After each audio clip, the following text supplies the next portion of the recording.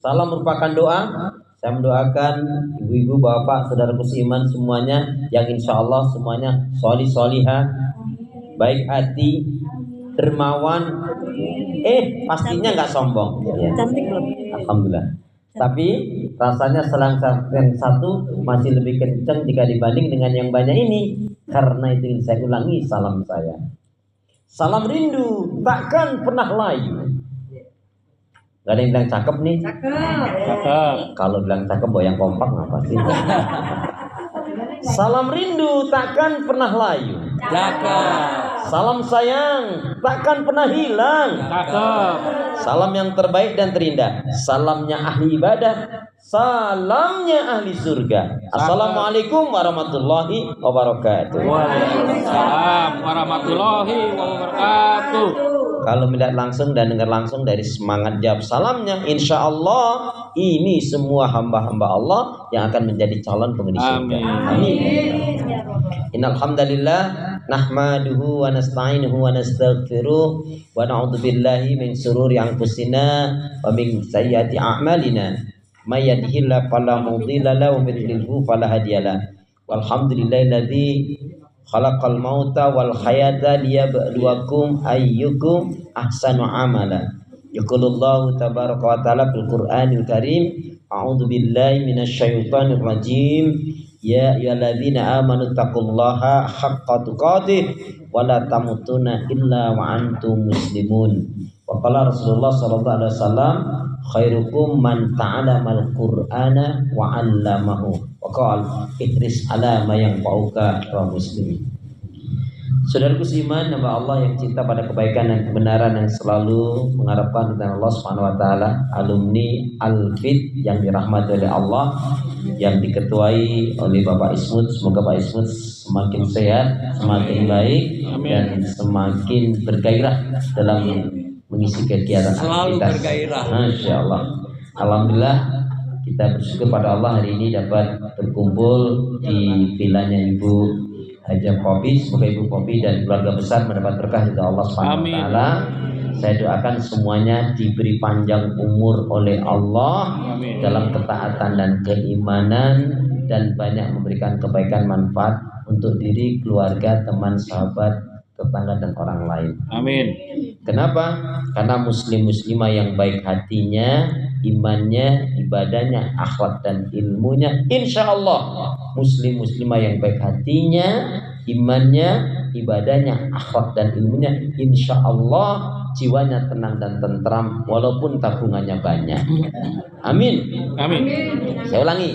Kenapa ya? Kenapa? Ya karena muslim-muslimah yang baik hatinya, imannya, ibadah, akhlak dan ilmunya, insya Allah jiwanya tenang dan tentram walaupun tabungannya banyak. Amin. Amin. Jadi kalau mau tabungannya banyak, baikin hati, iman, ibadah, akhlak dan ilmu. Allahumma shalli ala Muhammad, Allahumma shalli ala Muhammad. Salawat dan salam semoga Allah selalu curahkan, limpahkan pada Nabi kita Muhammad sallallahu alaihi wasallam yang telah menyampaikan, mengajarkan risalah Islam dengan sempurna, rahmatan lil alamin. Bapak Ibu, saudaraku seiman, sehat semua? Amin. Sehat semua? Alhamdulillah. Ibadahnya lancar? Amin. Insyaallah. Tambah sabar, makin bersyukur, lembut hatinya, harmonis rumah tangganya. Saya doain putra putrinya makin baik, solih-solihah. Baik, hari ini kita temanya adalah yaitu bahagia dengan Al-Quran. Ada satu kata-kata yang didengung-dengungkan oleh para ulama. Boleh ikutin saya. Bismillahirrahmanirrahim. Bismillahirrahmanirrahim. La sa'ada. La sahad. La sa'ada. La sahad. Fi hayatina. Fi hayatina. Illa bil Qur'an. Illa bil Qur'an. La sa'ada. La sahad. Fi hayatina. Fi hayatina. Illa bil Qur'an. Illa bil Qur'an. Tiada kebahagiaan. Tiada kebahagiaan Dalam kehidupan kami. dalam kehidupan kami Kecuali dengan Al-Quran. dengan Al-Quran. Ini tema kita hari ini. Tiada kebahagiaan dalam kehidupan kita, dalam kehidupan kami kecuali dengan Al-Quran. Saya ingin ambil dari pernyataan cucunya Rasulullah, Hasan bin Ali. Ini menjadi renungan betul bagi diri kita. Kalau bahasa kita gini, Kalian-kalian ini, berarti kita-kita ini, karena beliau berbicara dengan sahabat Nabi. Kalian-kalian ini, kita-kita ini, semuanya belum dikatakan betul-betul iman, cinta, dan paham Al-Quran. Kecuali kita-kita ini belum dikatakan benar-benar beriman, cinta dan iman kepada Al-Quran, paham Al-Quran, kecualinya di mana? Yang pertama, ketika kita membaca ayat tentang azab, siksa, neraka, laknat, kok tidak ada rasa takut, tidak ada rasa khawatir, tidak ada rasa ngeri, berarti kita belum paham Al-Quran. Nah, macam mana kita mau ngerti? Wong kita sendiri nggak ngerti artinya. Berarti tuntutannya selain memang bacaannya yang benar, juga adalah memahaminya. Yang dikatakan ahli Quran itu bukan yang hafal Quran ternyata. Yang dikatakan ahli Quran bukan yang hafal Quran, bukan yang sekedar bacaannya fasih, bukan. Itu iya, penting. Tetapi yang lebih dari itu, yang dikatakan ahlul Quran yang sebenarnya adalah yaitu yang betul-betul mengamalkan Al-Quran. Tadi ketika kita membaca ayat tentang azab, neraka, siksa, laknat, ada rasa takut, ada rasa kekhawatiran dalam diri kita, kemudian disertai dengan doa, ya Allah, selamatkan aku ya Allah dari segala keburukan seperti yang kau terangkan. Baik dalam Al-Quran tadi kayaknya dengan siksa, dengan neraka, dengan azab, tentang laknat. Bapak Ibu, nggak akan mungkin kita bisa merasakan nikmatnya Al-Quran kalau kita nggak ngerti. Contoh saja, tadi kalau Pak Ismu tadi menyinggung tentang bacaan, tadi Bu Evi juga bacaannya juga harus benar. Contoh yang paling gampang, ini Bu, saya mau tanya Bapak, dalam Al-Baqarah mana yang benar ayat ini? A'udzubillahi minasyaitonirrajim. Bismillahirrahmanirrahim. Alif Lam Mim. Ini yang keduanya. Yang benar yang mana? Dzalikal kitabul la raiba fi hudal lil muttaqin. Atau dzalikal kitabul la raiba fi hudal lil muttaqin. Kenapa yang pertama? Bacaannya betul. Ketika Bapak baca, Ibu baca dzalikal kitabul la, dua ketukan atau dua rakaat, la raiba fi, itu artinya Al-Quran itu tidak ada keraguan di dalamnya. Tetapi ketika kita membaca dzalikal kitabul la raiba fi, maka artinya menjadi sungguh di dalamnya penuh keraguan. Jauh sekali kan? La raiba fi, tidak ada keraguan. Tetapi ketika membaca la raiba fi, sungguh di dalamnya penuh keraguan. Itu satu contoh.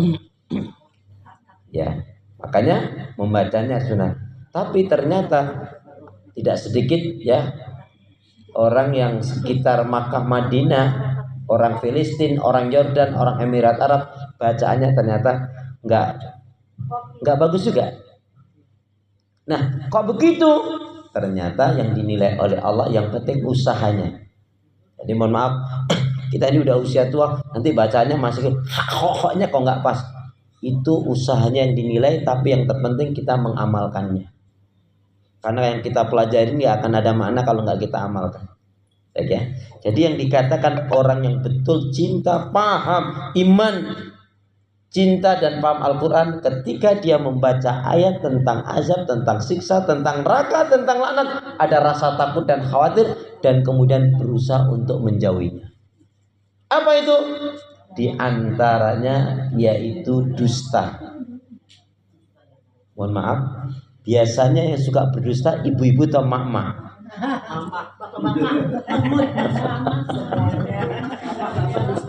Masya Allah. Iya. Enggak Bu, masalahnya gini, ketika kalau ibu jawab yang berdusta itu bapak-bapak, mungkin nggak enak tanyanya gitu. Yang suka berdusta itu suami atau istri? Kalau ibu bilang suami, kelanjutannya pertanyaannya apa? Dulu nemunya di mana kan begitu. Astagfirullah. Di pengkolan. Ini yang pertama ya. Yang kedua, kita ini betul-betul belum dikatakan iman, cinta, paham Al-Quran. Kebalikannya, kecuali ketika kita membaca ayat tentang surga, tentang nikmat, tentang rahmat, tentang karunia, tentang ridha, tentang kasih sayang Allah, kita kemudian berharap meminta kepada Allah dibarengi dengan amaliyah yang menjadikan Allah cinta, ridha. Di antaranya salah satu cinta Allah yang Allah cintai, Allah ridhoi kepada hambanya apa? Yaitu hamba yang tidak punya sifat hasad, iri, dengki, dendam. Kenapa? Siapa yang dia punya sifat hasad, iri, dengki, benci, dendam, itu azab itu. Selamanya orang ini nggak akan bisa bahagia. Orang ini nggak akan tenang jiwanya. Ada pantun, bukan pantun ya, ada syair ungkapan begini. Di langit ada matahari, di bumi ada orang iri. Masalah itu. Jadi apa? Ketika ada rasa hasad, iri, dengki, dendam, walaupun dia baca Quran, walaupun dia sholat, ternyata hatinya digolongkan hatinya nggak baik. Dan dia digolongkan orang yang nggak paham Al-Quran, belum cinta, belum iman kepada Al-Quran. Nggak akan bahagia. Yang ketiga, belumlah kita dikatakan cinta, iman, paham Al-Quran, kecuali kita serius, sungguh-sungguh menjadikan Al-Quran sebagai way of life kita, pedoman hidup kita. Bapak Ibu, ada 3 ayat yang menggetarkan bagi para sahabat Nabi, padahal mereka sudah jelas dijamin masuk surga. Yang pertama, yang ketika ayat ini dibacakan oleh Rasulullah, ada rasa takut, ngeri. Lebih-lebih nanti pada ayat yang kedua yang akan saya bacakan nanti, itu takut, ngerinya bahkan ada yang sampai pingsan. Kenapa? Karena khawatir, ngeri terkena ayat itu. Baik, diawali dari surat Al-Furqan. Surat Al-Furqan itu Quran saya surat yang ke-25 ya. Oh iya, tapi sebelumnya Bapak Ibu kalau ditanya, Anda sekalian kalau ditanya termasuk yang sering pegang Quran, baca Quran, ngelihat Quran atau mindahin Quran? Alhamdulillah. Kenapa kok perlu ditanyakan? Kenyataannya ada loh yang baca Quran itu kalau lagi susah tidur. Susah banget tidur, begitu ambil Al-Quran, Masya Allah cepat. A'udzubillah. Alif lam mim. Malam hari dia terkejut, gimana nggak terkejut? Bukan Al-Quran yang dia baca, malah Al-Quran yang baca dia. Nah itu jangan sampai terjadi pada diri kita ya. Dan sebenarnya ini memang memotivasi kita. Baik ya. Dalam surat Al-Furqan, surat yang ke-25 pada ayat yang ke-30, Allah Subhanahu wa taala berfirman, A'udzu billahi minasyaitonir rajim. Wa qala rasul ya rabbi inna qaumi ittakhadhu hadzal qur'ana mahjura. Dan berkatalah Rasul, ya Rabbku, sesungguhnya umatku tidak lagi mempedulikan Al-Quran. Maknanya umat ini meninggalkan Al-Quran. Secara makna begitu Ibu Bapak. Kemudian diterangkan oleh para ulama dari tafsirnya dan penjelasannya apa? Siapa yang dimaksudkan orang yang meninggalkan Al-Quran? Satu, jelas-jelas orang yang tidak meyakini, mengimani kebenaran Al-Quran. Yang kedua termasuk digolongkan orang meninggalkan Al-Quran adalah orang yang malas membaca, mempelajari dan memahaminya. Jadi yang malas membaca, mempelajari, memahami Al-Quran digolongkan orang yang meninggalkan Al-Quran. Termasuk yang dikatakan orang yang meninggalkan Al-Quran adalah orang yang tidak menjadikan Al-Quran sebagai pedoman hidupnya. Al-Quran ini jumlahnya 30 juz, 114 surat, ayatnya 6.000 sekian. Jangan jawab 66666. Nah, kalau jawab 666 berarti itu korban katanya. Ternyata kalau kita hitung dengan teliti yang benar hanya 6.236 ayat. Intisarinya apa? Dari 6.236 ayat yang menjelaskan tentang keimanan, akidah dan tauhid tidak kurang dari 3.000 ayat. Termasuk kita bisa berkumpul di tempat Ibu Popi ini bukan karena rahmat Allah, bukan karena kita sehat, bukan karena kita kuat, bukan karena apa cita-cita, rancangan, planning sebaikpun kalau Allah tidak kehendaki tidak akan terjadi. Makanya kita diajari oleh Nabiullah Sulaiman sering mengatakan hadza min fadli rabbi. Ini adalah merupakan nikmat, rahmat, karunia dari Allah. Mohon maaf, Bapak Ibu bayangkan ketika kita bangun tidur, kaki ini nggak bisa digerakin, mau apa? Ya, ketika bangun tidur tangan ini nggak bisa digerakin, mau apa? Ketika bangun tidur ini telinga ini dah nggak bisa jelas mendengar. Ketika bangun tidur nggak buta, remang, tapi si fulan kalau nggak ngomong nggak jelas, kita nggak tahu siapa. Naudzubillah dzalik, bangun tidur kok nggak bisa mingkem gara-gara lambenya turah. Lambe turah itu karena orang ini suka gibang rubi ngegosip. Iya, lambe ini istilah aja Bu. Lambe turah itu maksudnya apa? Orang ini suka gibang rubi ngegosip. Suka ngungkit-ngungkit kebaikan. Suka ngomongin orang dan lain sebagainya. Itu lambe turah. Hati-hati loh. Ya, kalau kita ngomongin orang, kenapa? Ada penjelasannya menarik begini Ibu. Termasuk orang yang buruk dibenci oleh Allah siapa? Orang yang sering ngomongin orang lain, mencerca, mencela orang lain, teman sahabatnya, tapi sifat yang dijelekkan pada orang itu ada pada dirinya. Nauzubillah min dzalik. Pernah sih. Tapi nggak sering. Alhamdulillah. Kalau di sini insyaallah semuanya hamba Allah yang solih dan solihah. Tiap malam tahajud, tiap hari baca Al-Quran, banyak doa zikir istighfarnya, pemaaf penyantun, penyabar, dermawan, nggak pernah marah-marah, nggak ngungkit-ngungkit kebaikan, nggak gibah ngerubi ngegosip. Alhamdulillah. Makannya banyak. Makan mulu.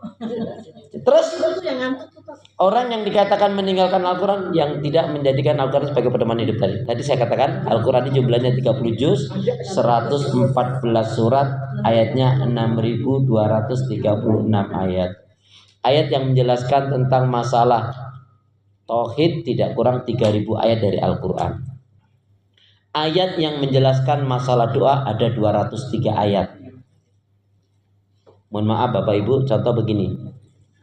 Boleh jadi doa kita dikabulkan oleh Allah di 203. Hari ini Bapak Ibu sudah berdoa sampai di angka 200. Tinggal 3 kali doa dikabulkan oleh Allah, tapi hari ini berucap yang nggak benar. Kayaknya nggak dikabulin deh. Jadi dari 0 lagi. Atau perilaku kita nggak benar. Makanya kalau sudah doa itu dirasakan, gimana Jeng?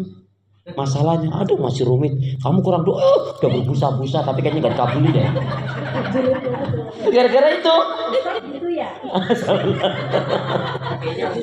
Tuh kan malah suuzon. Astagfirullahaladzim. Pas banget ya. Kayaknya ibu yang ngajarin lo dulu. Kan mentornya ibu kalau nggak salah.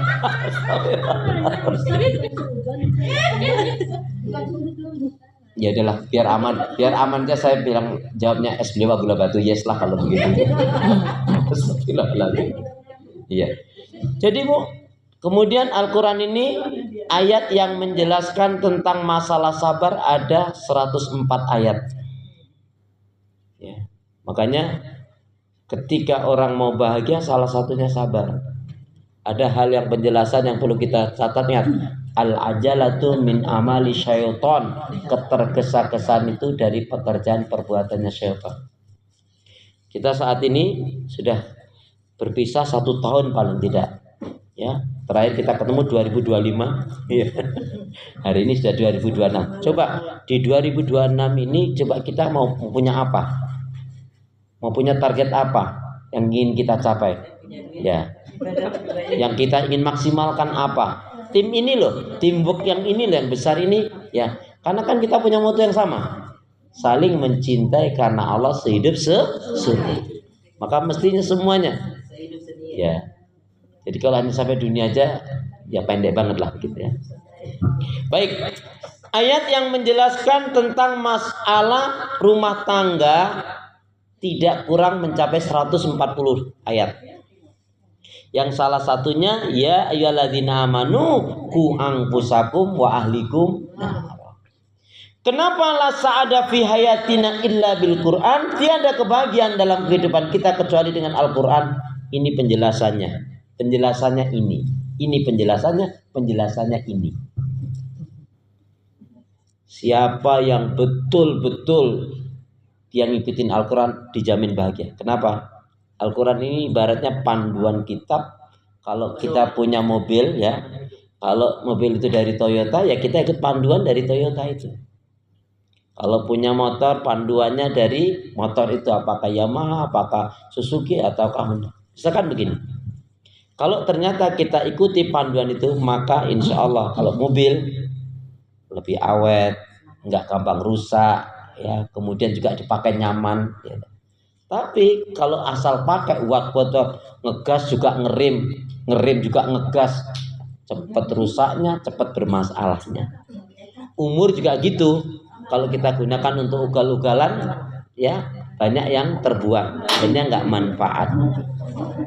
Baik, saya lanjutkan. Siapa yang betul-betul ingin bahagia wajib menjadikan Al-Quran sebagai pedoman hidupnya. Kenapa?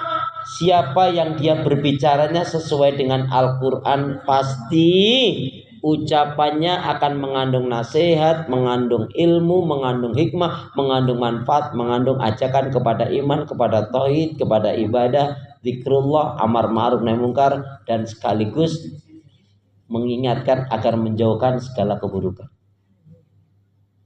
Makanya kata Nabi, "Man kana yu'minu billahi wal yaumil akhir falyaqul khairan aw liyasmut." Barang siapa yang dia beriman kepada Allah dan hari akhirat, hendaknya berkata yang baik, kalau enggak diam. Siapa yang dia bersahabat, bergaul, yang ngikutin Al-Quran, dia pasti hanya mau bersahabat, bergaul dengan orang-orang yang baik agama dan akhlaknya. Dan Nabi memberikan panduan. Ikutin saya hadisnya. Bismillahirrahmanirrahim. Bismillahirrahmanirrahim. Qala Rasulullah sallallahu alaihi wasallam. La tusahib. La tusahib. Illa mu'minan. La tusahib.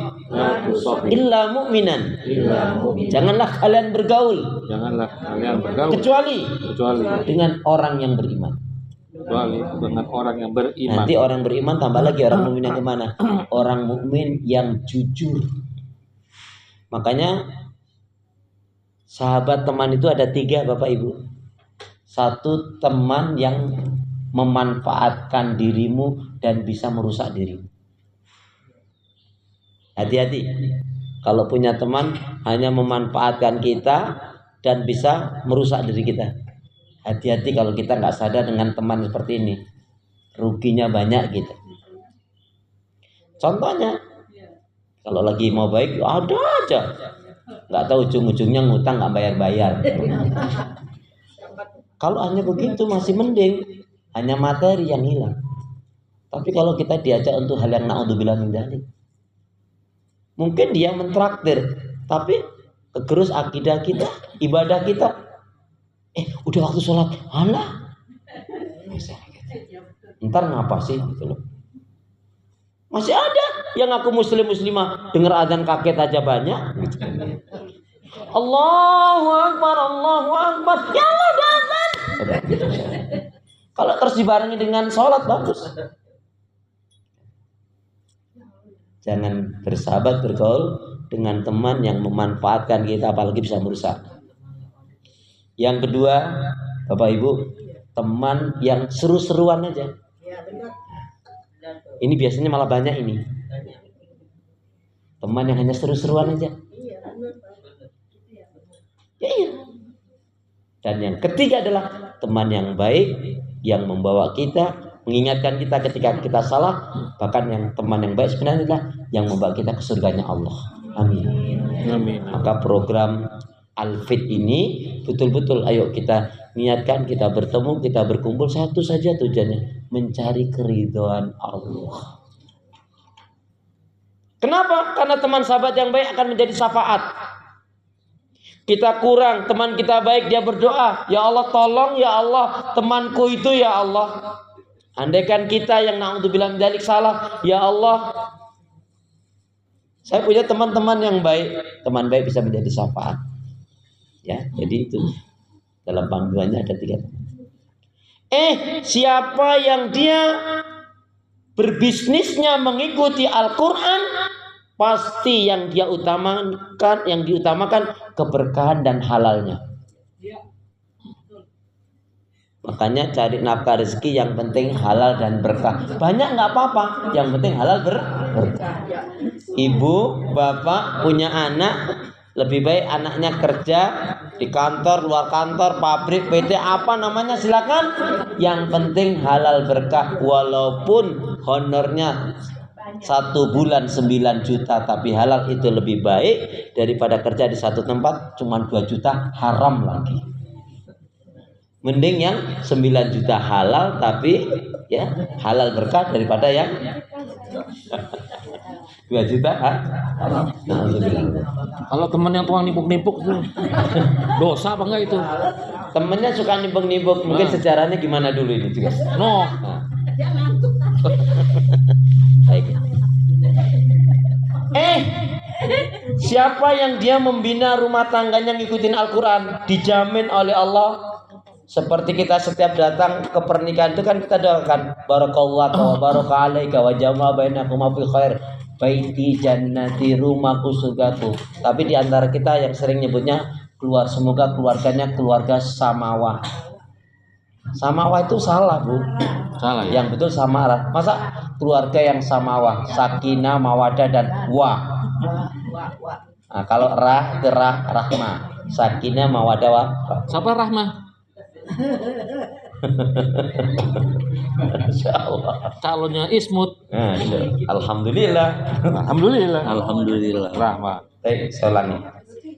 Siapa yang dia berbicara yang ngikutin Al-Quran tadi, ucapannya pasti mengandung nasihat, mengandung ilmu, mengandung hikmah, mengandung manfaat, mengandung ajakan kepada iman, pada kemuliaan, pada kebenaran. Siapa yang dia membina rumah tangganya betul-betul ngikutin Al-Quran, pasti bahagia. Salah potong rambut nyesel sesaat, salah pilih pendamping hidup nyeselnya seumur hidup. Jika mempertahankan kesalahan dan penyimpangan bisa diperbaiki. Makanya Pak, jangan pernah kita cintai orang yang tidak mencintai Allah. Capek. Untuk apa mempertahankan sesuatu yang nggak perlu dipertahankan? Ya. Begitu panduan Al-Quran. Saya mau masuk surga, kamu kemana? Enggak, nehi. Suruh cerai gitu maksudnya? Ya enggak, cara diperbaiki dia enggak mau. Oh gitu ya? Ya suruh cerai. Cerai itu terakhir. Kalau sudah enggak ada perbaikan lagi kok. Kata orang Batak, holong mido arsaku. Apa artinya itu? Bertepuk sebelah tangan. Oh, nah udah hepeng itu nggak ada uang ya? Iya.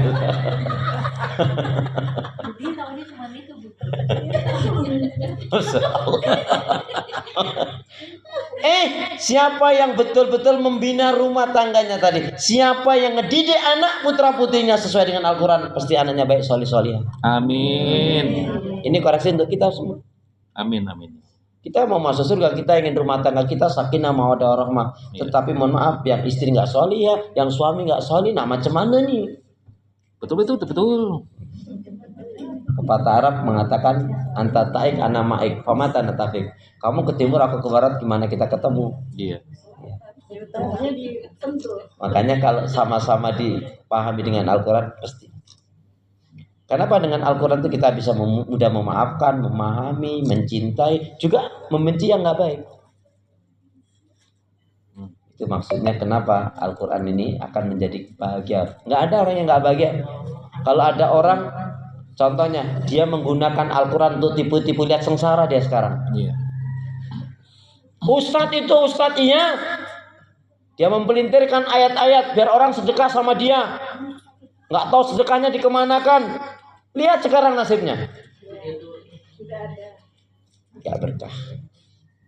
Tapi siapa yang hidupnya sesuai dengan Al-Quran, pasti itu jaminan dari Allah, Kak. Ya, makanya yang pertama, surat Al-Furqan ayat 30.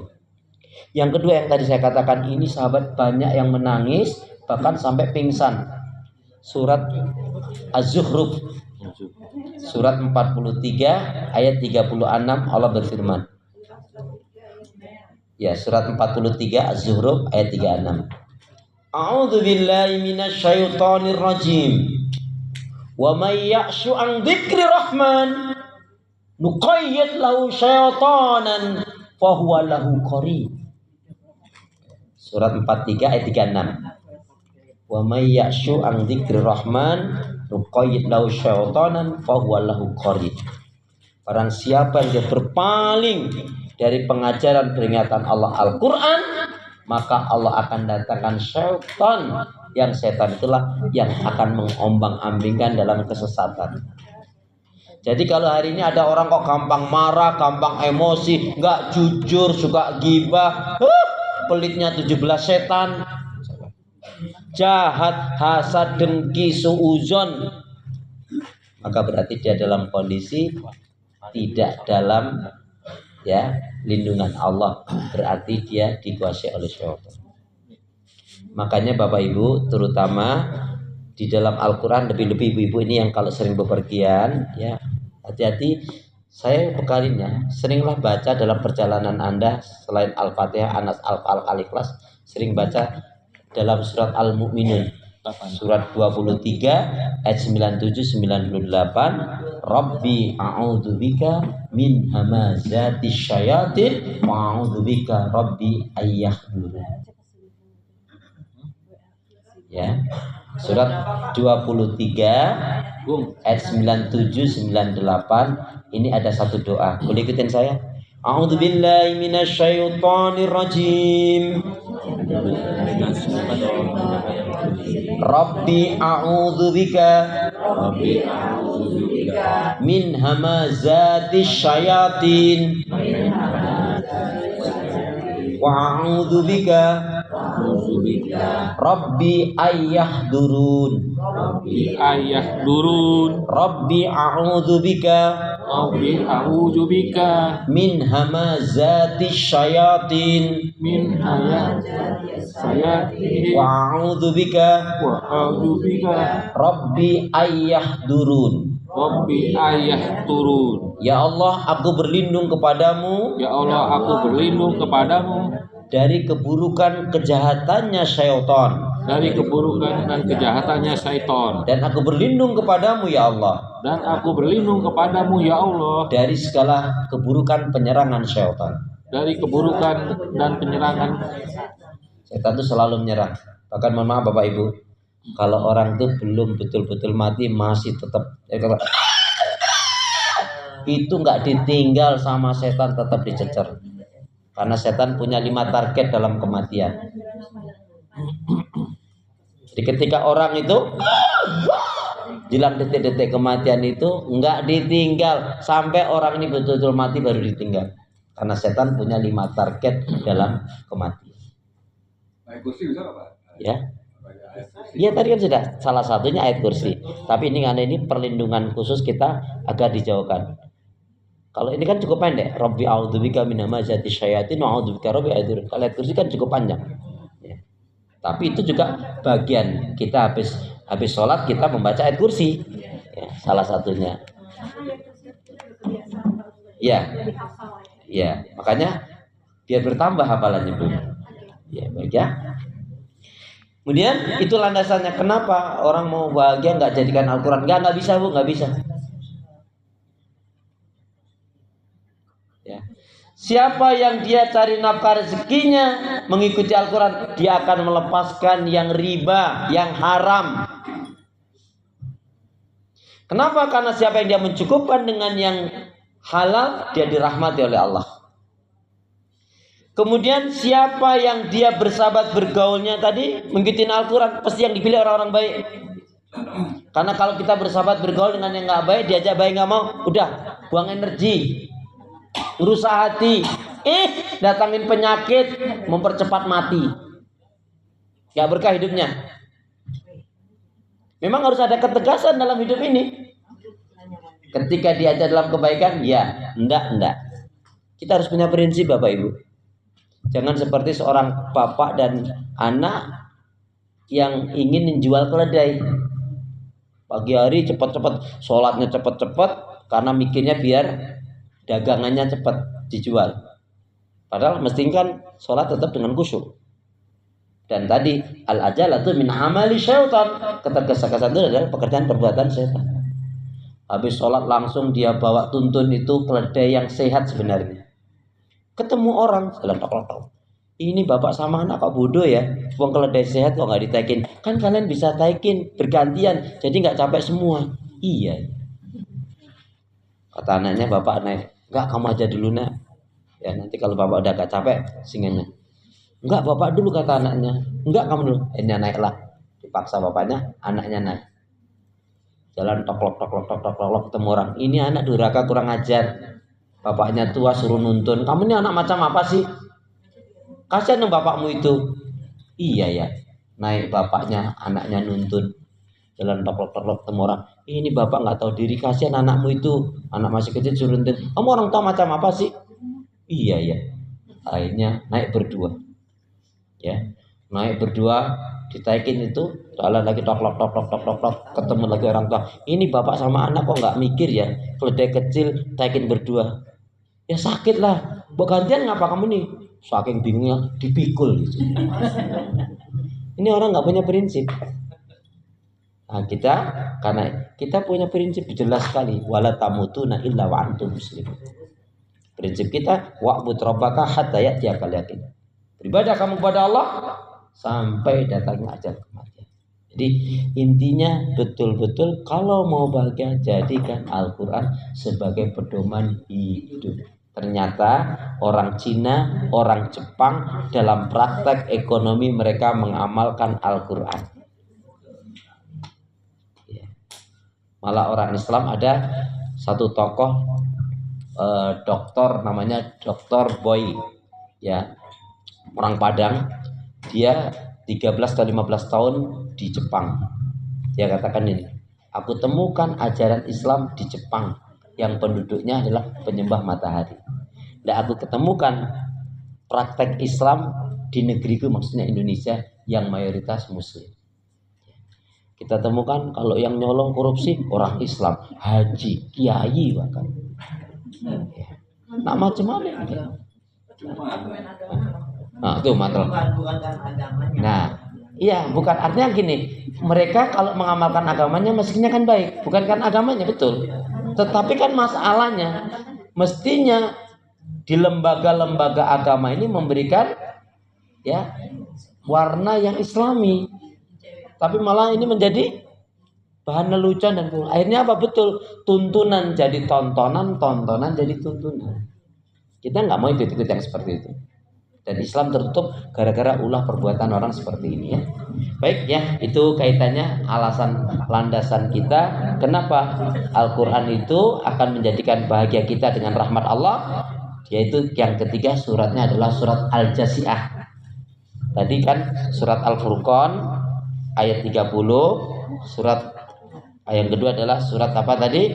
Surat Az-Zuhruf, surat 43 ayat 36, dan yang ketiga adalah yaitu siapa yang betul benar cinta imannya, paham Al-Quran, wajib dia menjadikan sebagai pedoman hidup. Surat apa? Surat Al-Jasiah.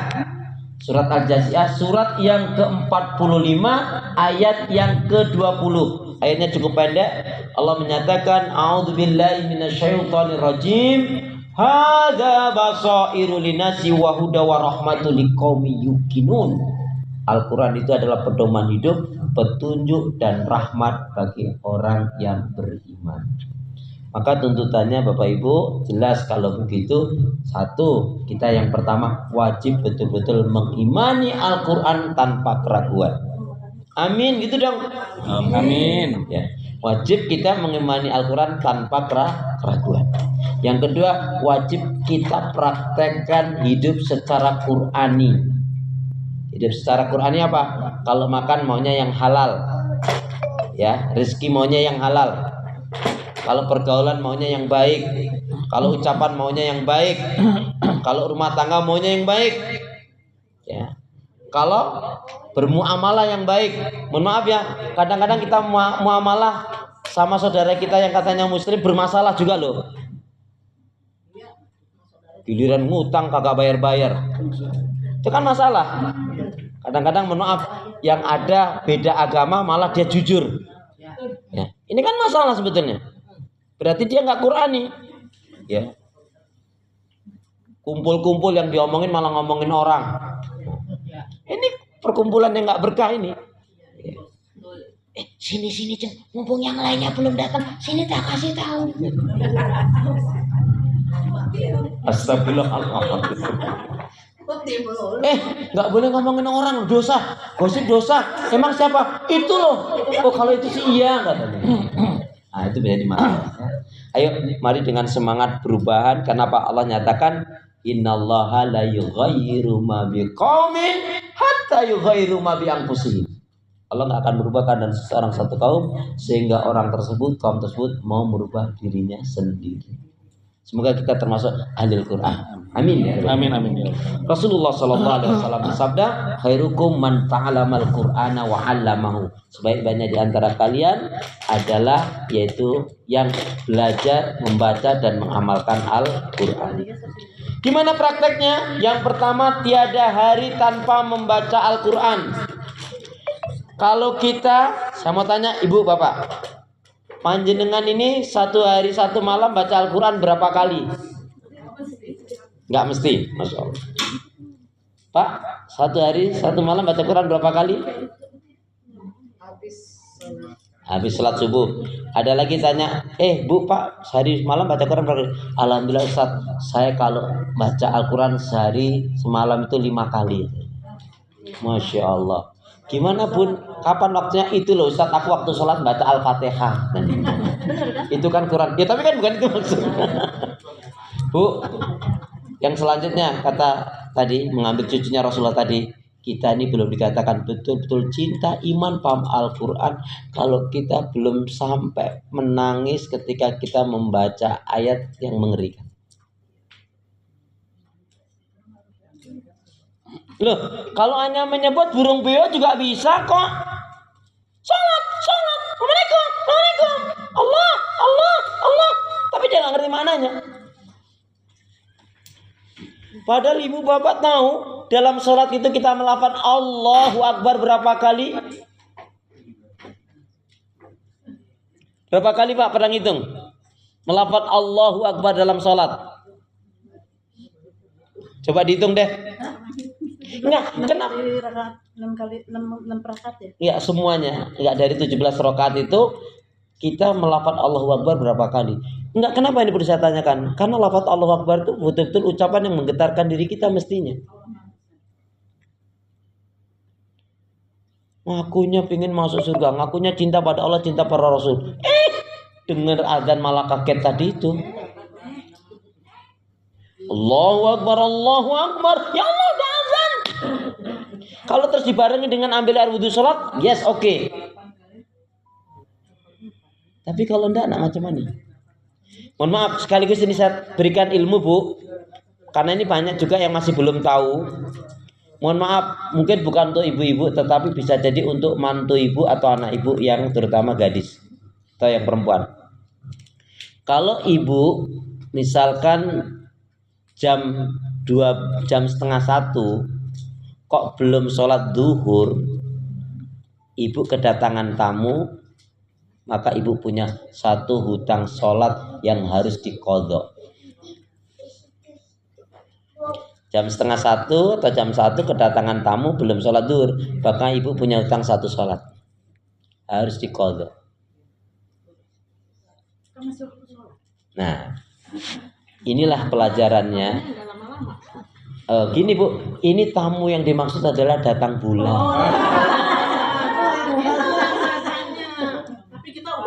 Nah ya, kan tadi saya bilang bukan untuk ibu-ibu, boleh jadi untuk mantu ibu atau anak ibu.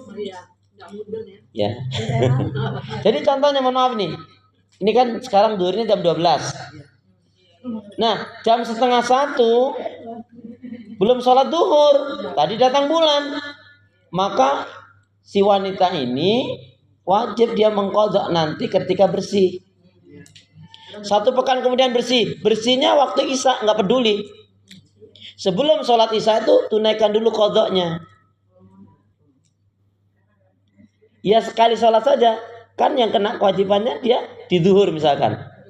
Kecuali kalau dia headnya tadi atau datang bulannya tadi sebelum azan, selesai aman.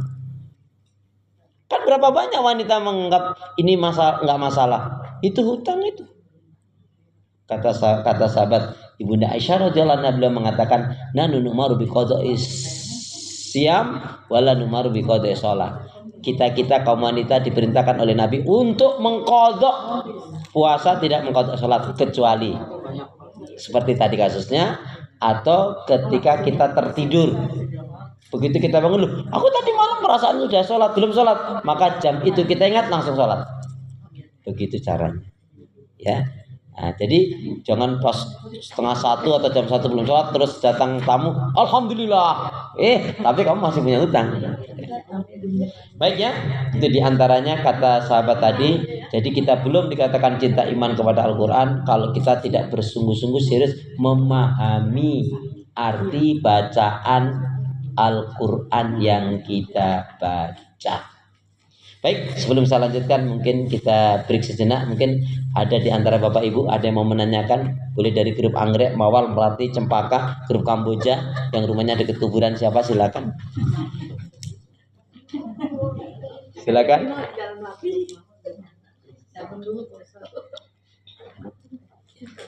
Silakan Bun. Ya. Ya.